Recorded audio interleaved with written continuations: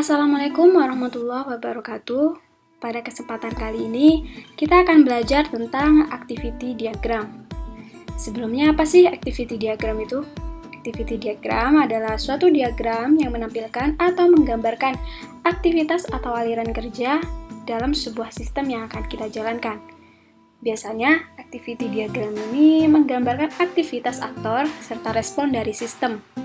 Activity diagram ini biasanya digunakan untuk mengelompokkan alur tampilan dari sistem.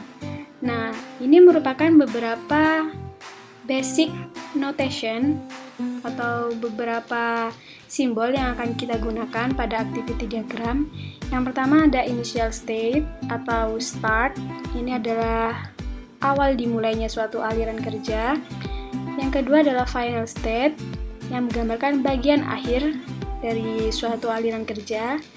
Berikutnya ada activity atau pekerjaan yang dilakukan.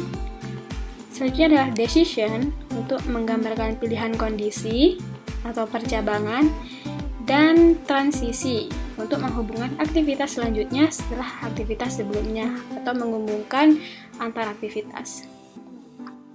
Baik, kita langsung ke contoh. Yang pertama kita lakukan adalah membuat new package terlebih dahulu. Kita beri nama activity diagram.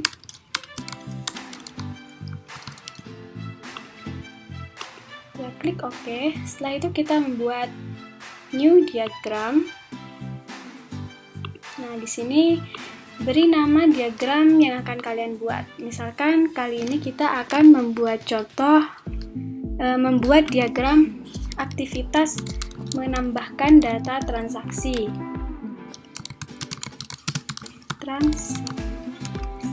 Kita klik OK. Nah, pertama yang kita lakukan adalah membuat partition terlebih dahulu. Seperti yang sudah dijelaskan sebelumnya, jika aktivitas diagram atau activity diagram menggambarkan hubungan aktivitas antara aktor dan sistem, maka aktor yang pertama adalah sistem.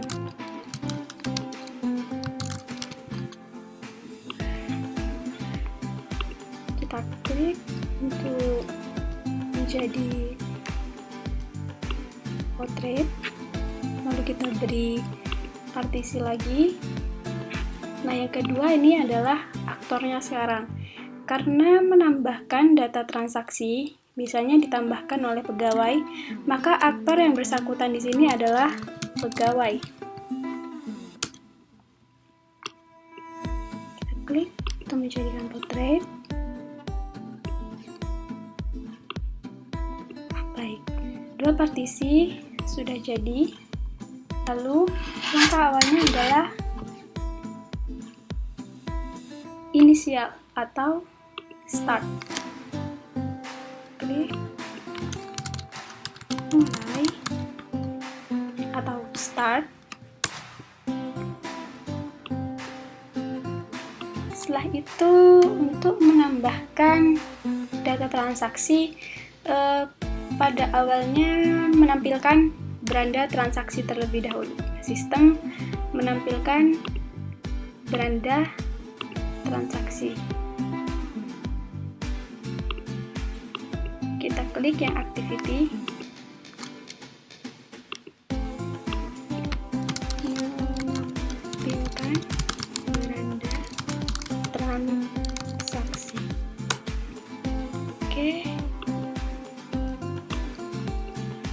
Lalu kita beri panah yang ini pada activity relationship. Untuk control flow, kita tarik dari start ke aktivitasnya. Setelah menampilkan beranda transaksi, apa yang harus pegawai lakukan? Oh, jadi pegawai harus mengklik transaksi pada menu bar. Klik menu transaksi pada menu bar.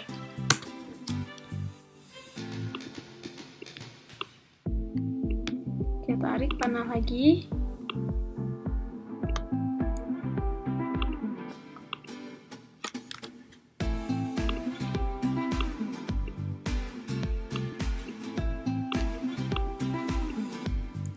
Selanjutnya, setelah mengklik transaksi pada menu bar, maka sistem akan menampilkan halaman transaksi. Di sini sistem menampilkan halaman transaksi.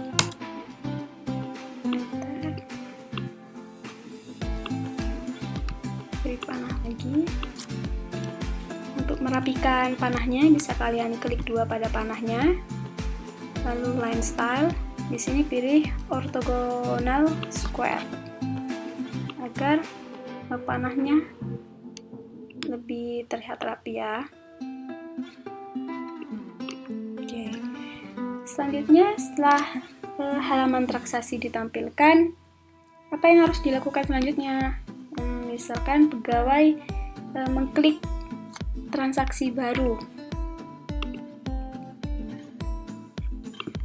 Oke, berarti klik transaksi baru.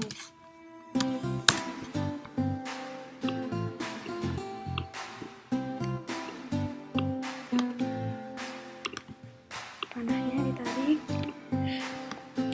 Setelah itu, apa yang terjadi jika transaksi baru ini sudah diklik? Maka sistem akan menampilkan form transaksi. Diklik pada sistem, menampilkan form transaksi. Oke.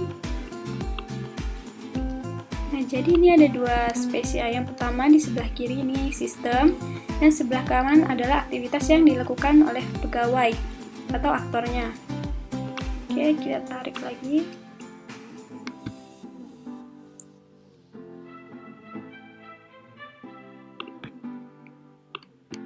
Sedikit dirapikan.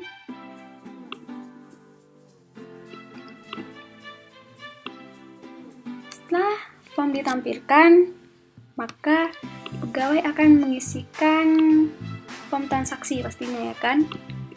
Di mengisi form transaksi.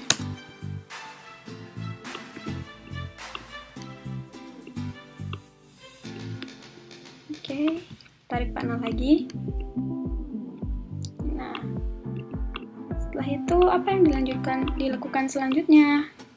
Setelah mengisi form, maka akan ditanya nih, apakah dia mau menyimpan atau tidak.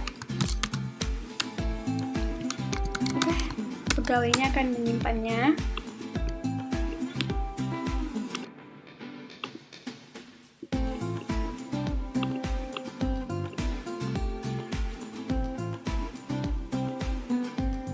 Jika pegawai akan menyimpannya, berarti yang dia harus lakukan adalah klik simpan. Klik simpan di sini. Tarik panahnya.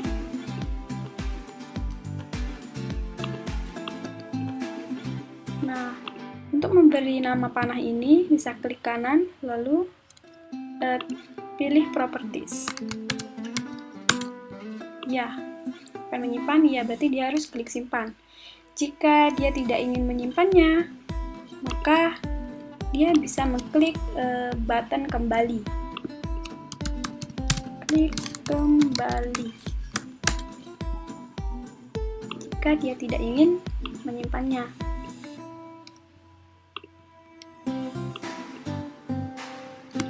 Klik kanan, properties. Tidak. Nah, jika dia mengklik kembali, kemana halaman tampilan apa yang akan ditampilkan saat dia mengklik kembali? Jika dia mengklik kembali, maka dia akan kembali ke halaman transaksi. Berarti kita tarik panah dari sini, lalu kita rapikan sedikit.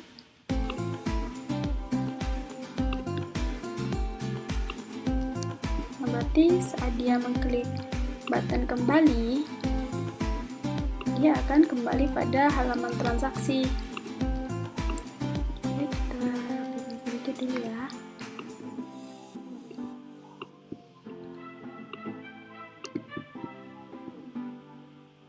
Oke.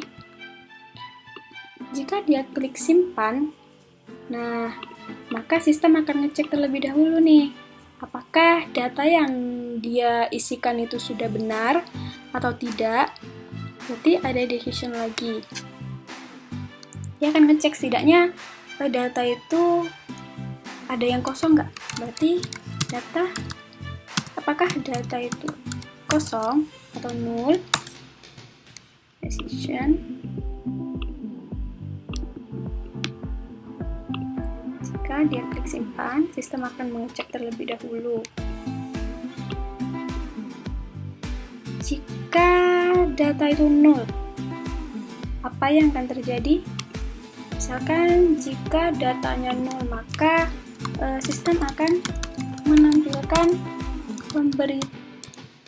pemberitahuan data tidak lengkap. Oke. Jadi ini jika data nol, maka sistem akan menampilkan pemberitahuan. Jadi ini jika iya berarti.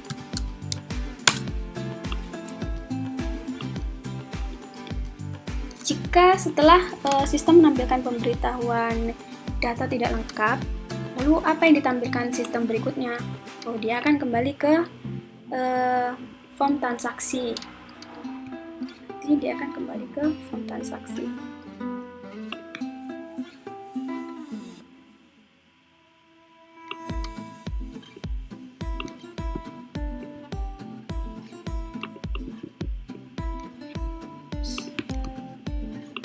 Rapikan sedikit panahnya.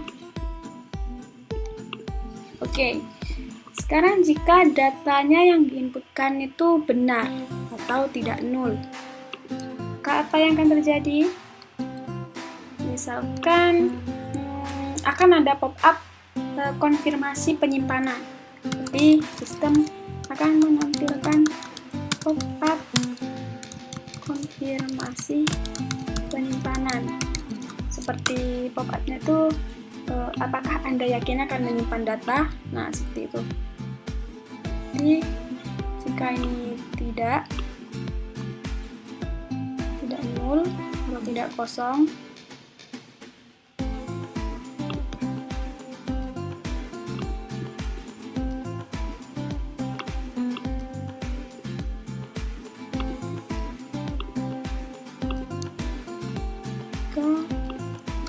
tidak berarti. Oke, setelah itu apa yang harus dilakukan selanjutnya? Misalkan setelah pop-up itu ditampilkan, pegawai akan memilih nih, apakah dia benar-benar mau menyimpannya atau tidak. Oke, berarti yang pertama adalah klik simpan.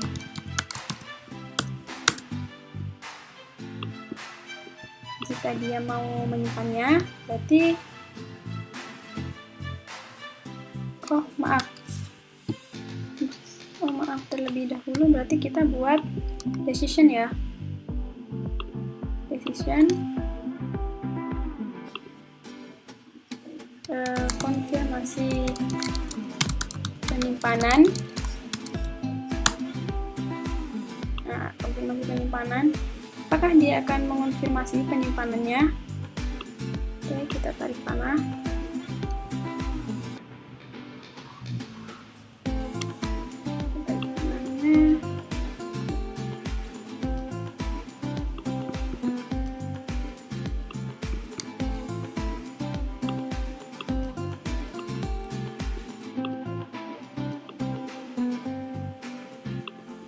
Masih penyimpanan. jika dia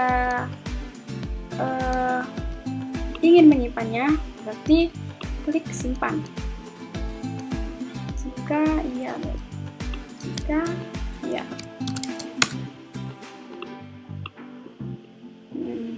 jika tidak, berarti dia klik batalkan.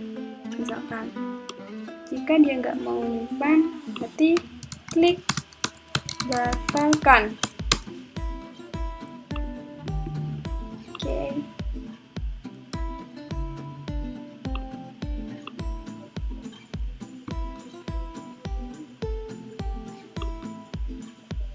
Jika dia tidak ingin menyimpannya, klik batalkan.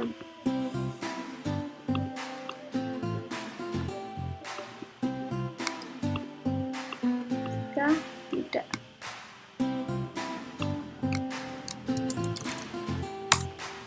Jika dia klik batalkan, tampilan apa yang akan diberikan oleh sistem? Dan jika dia tidak ingin menyimpannya, misalkan akan kembali ke form transaksi. Jadi jika dia klik batalkan, tampilannya akan kembali ke form. Tidak, tapi panah dari klik batalkan ke form.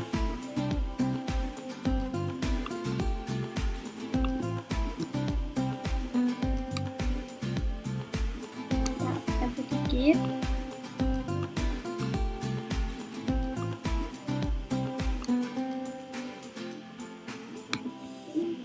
ke form transaksi.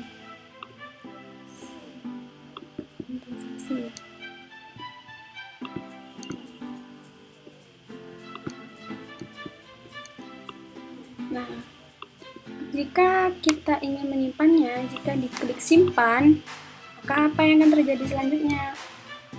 Berarti jika kita klik konfirmasi untuk menyimpan, maka sistem akan menyimpan data transaksi pada database. Berarti menyimpan data transaksi pada database.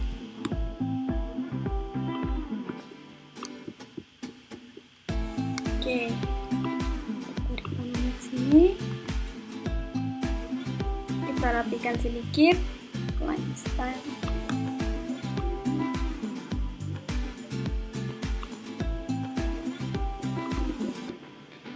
Nah, seperti ini ya.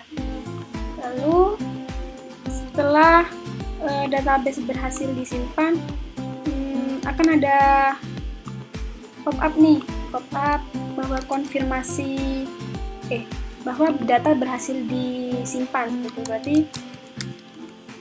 informasi berhasil ditambahkan atau data berhasil ditambahkan.